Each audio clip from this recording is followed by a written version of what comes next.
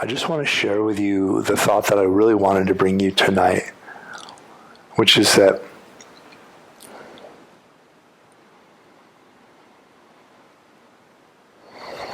it's almost always so much softer than we think it is. So just take a minute and so gently check in with how your body feels right now. And there's no need to concentrate or focus or gather. Don't do any of that. Don't meditate. Don't analyze. Just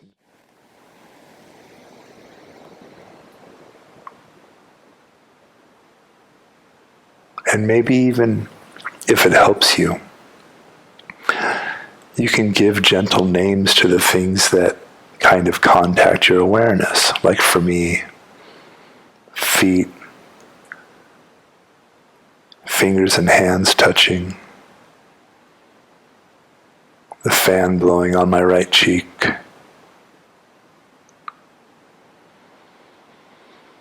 The in-breath felt so good just now. And of course, these actual sensations are way deeper than words, but I'm trying to spell out that way that experience kind of flows and shifts like an orchestra, like a symphony rather.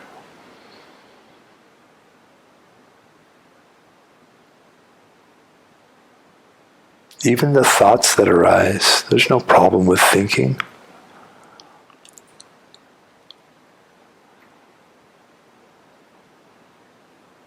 I just now remembered that I need to leave work early on Wednesday, and I had a little flicker of anxiety, and that's fine too.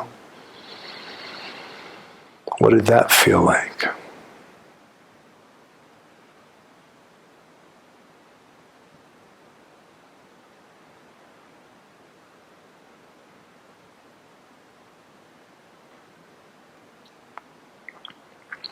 You may notice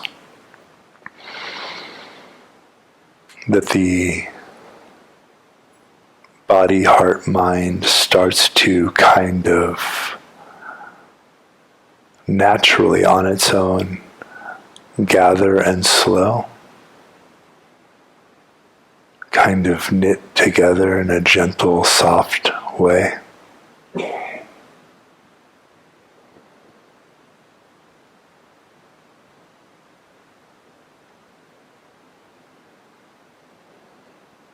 Okay.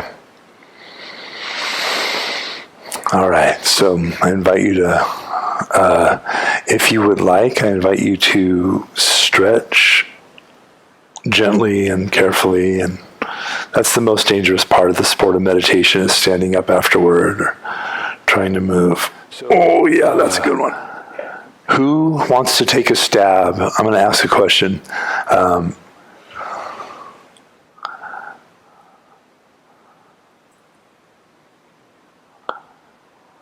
How do we cultivate concentration?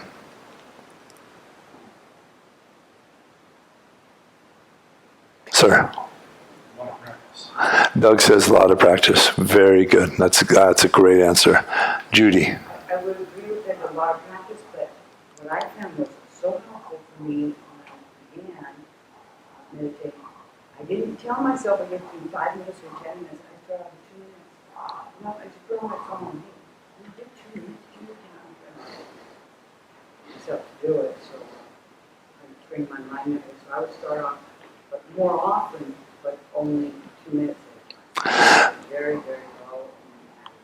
Great, thank you. Judy said that what was helpful, and she agreed with Doug, who said practice, lots of practice. And Judy set her time intervals very small at the beginning, like 2 minutes. Like, can you just do 2 minutes a day? Just hit it. And instead of doing, a big block and feeling heroic or defeated or measuring, just 2 minutes, knock it out. High frequency, low duration. Those are both outstanding. Sir? Just one final thought. It's not to turn it into gameplay. And what I mean by that was focusing by counting breaths. And when the thoughts into your peripheral thoughts, into going, damn it, start another one. I just continue on to 10, and I keep score. I like that. Very good. Doug raised a good point, and I'll get to William. Doug said, you may have heard this already, folks, that when you're practicing concentration, when you're trying to really develop your concentration in meditation, you count your breath, which is absolutely true. And a lot of teachers and instructions will say, count like 1 to 8 or 1 to 10. And if a peripheral thought kind of comes in and steals the spotlight and you forget what you were doing, start over at 1, which to me has always felt really punitive. Like, I don't want to get in trouble. Like, I don't like that. So Doug found that it was better for him to just keep going wherever he thought he might be. Just keep going. Don't make it a thing. Don't get, and also catch the aversion. Catch the kind of, damn it, and just be like, nope, going on. Great point. William? To lose the language of the word concentration and not focus on the word, because now you have undermined your intent, and chances are your understanding of the word concentration is not what you think it is. Great point. William raises the point that the word concentration is a terrible translation of the word samadhi, which 9 times out of 10, if you did a word count of the number of times the Buddha said a certain word, samadhi would be off the charts. It's a big one. He loves that word. And that word very often is translated in English as concentration. The worst translation ever. It's terrible. It's okay, but it's terrible. It's bad for me because I do this. And William says, for him what was really valuable was losing the word concentration, losing even that concept of like, and also he raises a great point. Whatever you think concentration is, it's probably not what the old man was meaning when he said samadhi, and he's absolutely right. The word samadhi is, let's say, I prefer the translation gathering or unification. Samadhi, if you break down the etymology of the word, is really interesting. Sam means with or in union with, and adi means like a place, the place, a stable. Like imagine the way water always finds its lowest level. It's what the mind does when we let it. So these are all great points. The actual mechanism of how samadhi happens is what I'm looking for. And these were all great answers. And I probably could have been better with the way I asked the question. Rob, were you going to say something? Let go. Oh, wow. Way to steal my thunder, Rob. Rob says let go. Brilliant. Great. Love it. And that's another great thing about it. One thing that might be counterintuitive, and I'm going to try to do this. I always blow this one, but I love this idea. This might blow your mind, but I want to tell you right now that everything in the entire universe is either a bowl or is not a bowl. I know, right? Mind-blowing, right? Fan, not a bowl. Bowl. Trippy, right? You can do the same thing for potatoes. Everything in this universe is either a potato or is not a potato. You're welcome. Okay, the relevance of that bizarre thing that, I can't believe I just repeated to a room full of adults and people on Zoom, is that one way to think about samadhi or gathering or unification or concentration, whatever you like, is that generally you pick an object like the breath or like the general feeling in the body or the sound of the fan in the room in which I'm meditating, and you choose it and you say, this is my object. I'm going to pay attention to this. I'm going to gather and unify my awareness, my attentional faculty onto this object. This is also how people who use mantras, this is the practice with a mantra also, or with a visualization. You practice gathering and unifying the mind onto this one thing. The funny trick of that So then we generally think of concentration or samadhi as a practice of this one thing, right? Forgetting that everything in the universe is either your breath or is not your breath. So on the one hand, you are gathering your attention on the breath. On the other hand, you are letting go of the entire rest of the cosmos. If I pay attention only to this breath that is in front of me, I have let go of my work and my family and my bills and my dreams and my upsets and my desires and the news podcast I wanted to listen to, etc., etc., etc. And there is only this breath for me.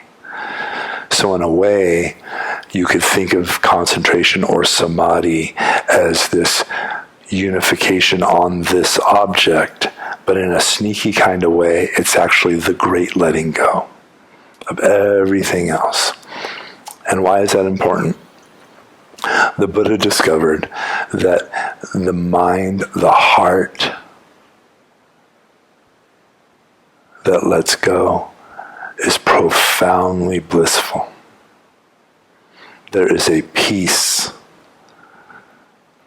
There is a blissfulness in the letting go.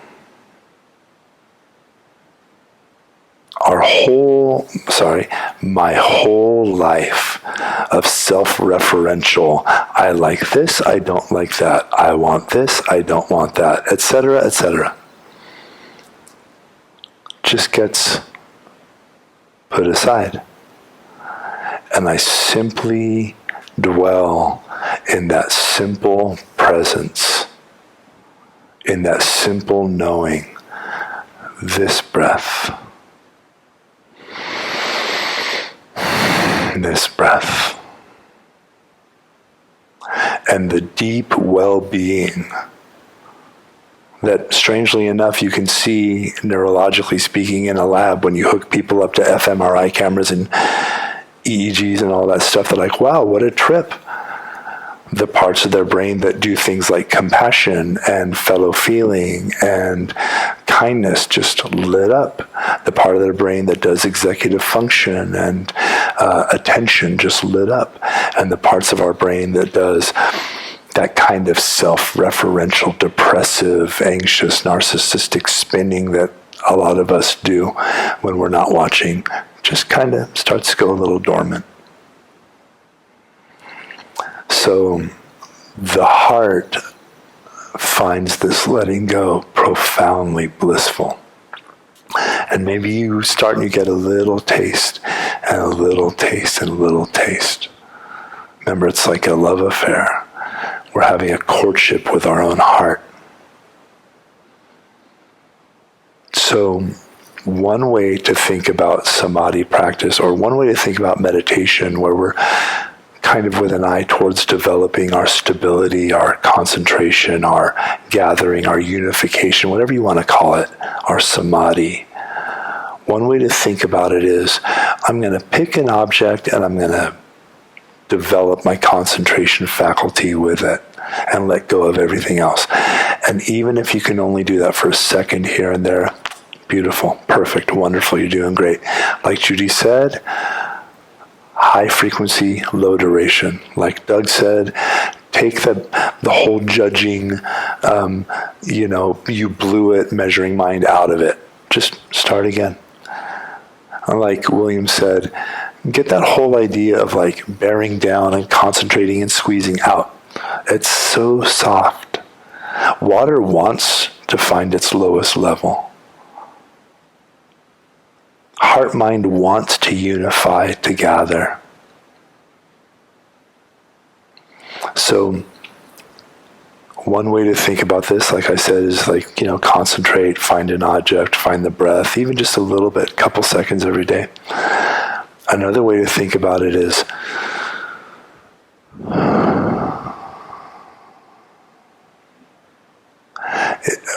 where do I find that pleasure in my body? Where do I find that wholesome pleasure in letting go, in resting and relaxing?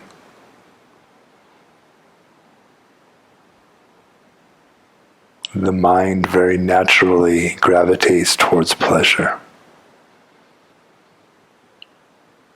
Little tiny dopamine hits are what this whole society is based on. It's the fuel that runs our whole civilization. Little tiny short-term bursts. That's fine.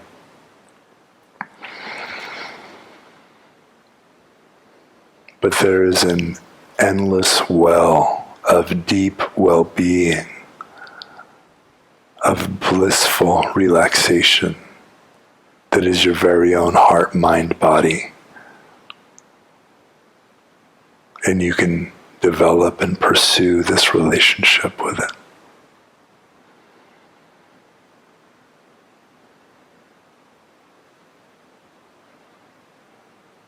Okay, on that note, if you haven't already fallen asleep, just see if you can gently find your comfy way of sitting with that.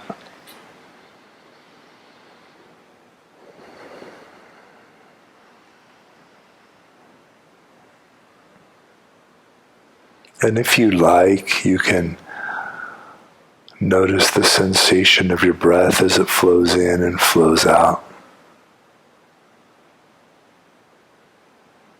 You can even, if you like, when you notice the breath flowing in, you can mentally say in.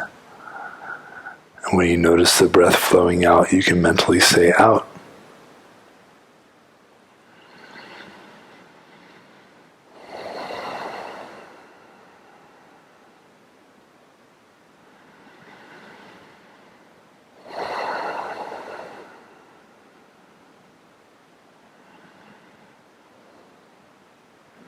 If you like, when you are noticing the beautiful sensation of your precious breathing,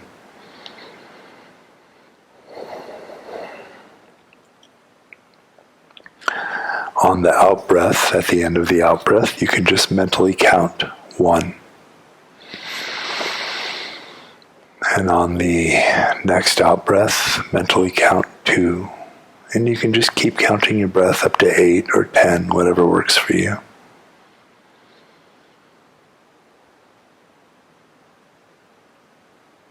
And when something else comes up, you can notice that. And if you want, you can come back to your breath.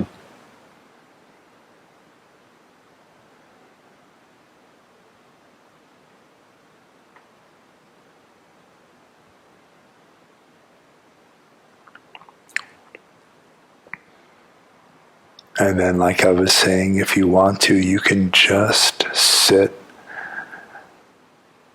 and in this very gentle way, look for the pleasure. Where is the nice feeling in the body, in the heart mind? And see if you can zero in on that softly.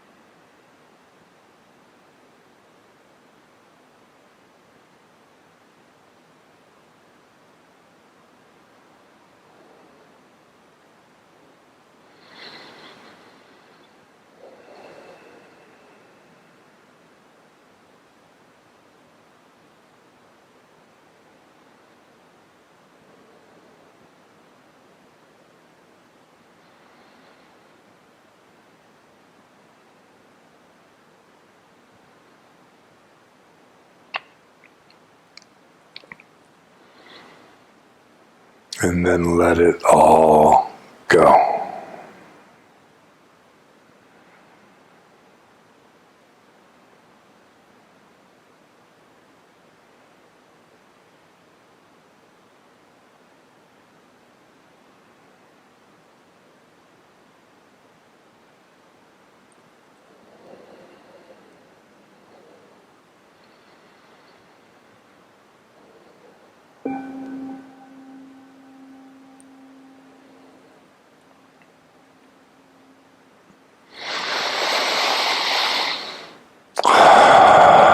Okay.